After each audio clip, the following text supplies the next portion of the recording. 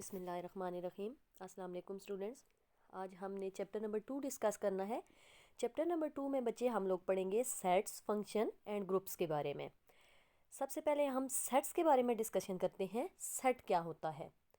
अब देखें बच्चे, सेट की डेफिनेशन होती है, a set is generally described as a well defined collection of distinct object.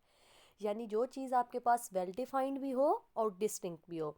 जैसे अब फॉर एग्जांपल हम लोग कहते हैं कॉलेज में आईसीएस के स्टूडेंट का सेट, आईसीएस के स्टूडेंट्स हैं, ठीक है। तो इसमें से ये अब वेल डिफाइंड चीज़ हो गई है कि हमने सिर्फ तमाम स्टूडेंट में से आईसीएस का सेट लिया है। और वेल डिफाइंड ये हो गया। डिस्टिंक्ट का मतलब है कि इसमें जितने स्टूडेंट हैं उसमें से हर एक स्टूडेंट आपस में एक दूसरे से डिफरेंट है। इसी तरह डिफरेंट सेट्स की हम लोग एग्जांपल्स रियल लाइफ में भी पढ़ते हैं। यहाँ से ये आपने सेट की डेफिनेशन याद करनी है। अब the objects in a set are called members or elements. Set के जो ऑब्जेक्ट्स होते हैं बच्चों, उसको कहते हैं मेंबर्स या एलिमेंट्स। अब सेट को डिस्क्राइब करने के डिफरेंट मेथड होते हैं। There are 3 different ways of describing a set. 3 ways होते हैं सेट को डिस्क्राइब करने के। First of all the descriptive method. Descriptive method क्या होता है बच्चों? अ सेट में बी डिस्क्राइब्ड इन वर्ड्स। ऐसा सेट जिसको वर्ड्स की फॉर्म में डिस्क्राइब किया जाता है उसको कहते हैं descriptive method. For instance, for example, the set of all the vowels of English alphabets. ठीक है। अब ये आपने इसको एक स्टेटमेंट की फॉर्म में, एक वर्ड्स की फॉर्म में इसको डिस्क्राइब किया है, तो ये आपके पास कौन सा मेथड हो गया? Descriptive method. नेक्स्ट है आपके पास द टेबुलर मेथड, मेथड 2 जो है। A set may be described by listing its elements within a bracket. If A is the set mentioned above, then we may write. Tabular method वो होता है बच्चों जिसमें उसके एलिमेंट को ब्रैकेट की फॉर्म में लिखा जाता है। जैसे ऊपर अब डिस्क्रिप्टिव फॉर्म में लिखा हुआ था the set of all vowel English alphabet. Vowel कौन से होते हैं इंग्लिश में? A E I O U। अगर इसको ब्रैकेट की फॉर्म में एलिमेंट्स की शेप में लिखा जाए तो उसको बोलते हैं टेबुलर मेथड। थर्ड मेथड होता है set builder method. It is sometimes more convenient or useful to imply the method of set builder notation in specifying sets. This is done by using a symbol or letter for an arbitrary member of the set and stating the property common to the all members. अब descriptive method में तो आपने उसको words की form में describe कर दिया। Tabular method में आपने उसको एलिमेंट्स की शेप दे दी। सेट बिल्डर मेथड वो होता है बच्चों जिसमें उसको लिखा जाता है सिंबल्स और लेटर को यूज़ करके। जैसे यहाँ पे लिखा गया है A is equals to X such that X is the vowel of the English alphabet. ये इसकी सेट बिल्डर फॉर्म है। The symbol used for a membership of a set is belongs to. इसको बोलते हैं बिलोंग्स टू, और ये इसकी मेंबरनेस को शो करता है। यहाँ से ये बच्चे यहाँ से डिफरेंट सेट दिए गए हैं। नेचुरल नंबर आपको पता है 1 से स्टार्ट होते हैं, होल नंबर 0 से, इंटीजर्स हैं, इवन आड नंबर्स हैं। ये सारे इन नंबर्स को एक दफ़ा आपने यहाँ से रीड आउट कर लेना है। नेक्स्ट डेफिनेशन बच्चे इक्वल सेट्स की। दो सेट्स इक्वल आपके पास कब होते हैं? Two sets A and B are equal, that is A is equals to B if and only if they have the same element, that is if and only if every element of set is an element of the other set. दो set equal कब होते हैं बच्चों? First of all तो उसका order equal हो। Order का मतलब होता है कि एक सेट के अंदर कितने एलिमेंट हैं।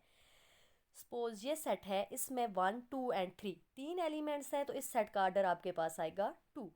और अगर दो सेट्स गिवन हो आपके पास, उन दोनों का ऑर्डर भी सेम हो और जो एंट्रीज दी गई हैं सेट के अंदर वो दोनों भी सेम हो आपस में, देन हम क्या कहते हैं कि ये दोनों सेट्स आपस में इक्वल है। जैसे फॉर एग्जांपल ये सेट गिवन है 1 2 3 एंड 2 1 3। अब देखिए ये दोनों सेट्स के ऑर्डर भी सेम है और इनमें एलिमेंट्स भी सेम है, सिर्फ इनकी तरतीब डिफरेंट है।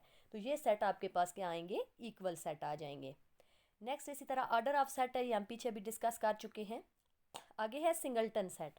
A set having only one element is called singleton set. ऐसा सेट बच्चों जिसके अंदर जस्ट वन एलिमेंट होता है उसको आप कहते हैं सिंगलटन सेट।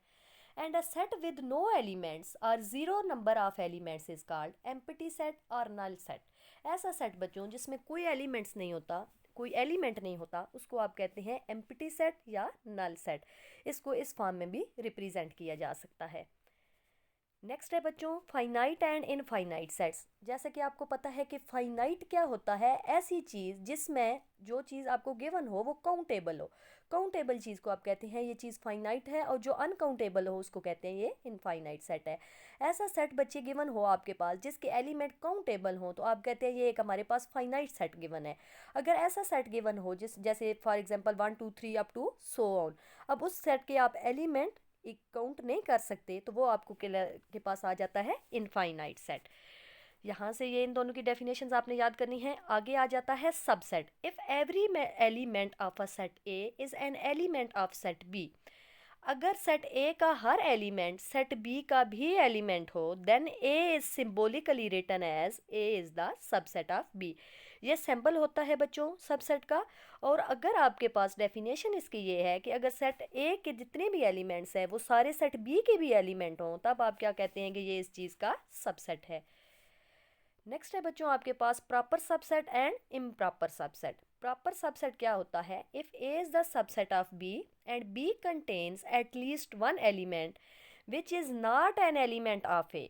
अगर आपके पास दो सेट गिवन है, ए सबसेट है बी का और बी में ऐसा कम से कम एक एलिमेंट लाजमी हो जो कि ए में ना हो, तो उसको कहते हैं ये इसका प्रॉपर सबसेट है। प्रॉपर सबसेट को डिनोट किया जाता है, नीचे वो जो लाइन लगी हुई होती है इक्वल वाली वो यहाँ पे नहीं लिखी जाएगी, यानी A is proper subset of B. Improper subset क्या होता है बच्चों, if A is the subset of B and A is equals to B, A is the subset of B हो और ए बी के इक्वल भी हो then we say that A is improper subset of B. अब इन दोनों में difference क्या है बच्चों कि प्रॉपर सबसेट वो होता है जिसमें सेट बी में कम से कम एक ऐसा एलिमेंट मौजूद हो जो कि सेट ए में ना हो, वो होता है प्रॉपर सबसेट। और सेट ए और बी जिसमें दोनों एलिमेंट्स बराबर हों और सेम एलिमेंट्स हों तो उसको कहते हैं ये आपके पास इम्प्रॉपर सबसेट आया है।